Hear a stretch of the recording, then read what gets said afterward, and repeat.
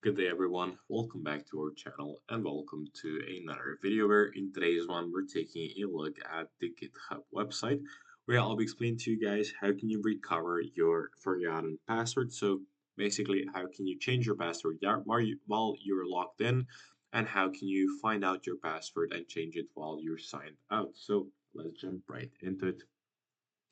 First of all, if you are not already logged in and if you do not know how to get to your password and how to log in into your account, once you're logging in and once you type in your profile's username or email, at the bottom part of the screen, there will be a button that says Forgot My Password. So once you click on the Forgot My Password, it will redirect you to a page where you'll be able to recover it simply by typing in your email or by a two-factor authenticator app that you're using, and that way you'll be able to reset it. Now, if you're logged in, you'll head on to the settings of your profile.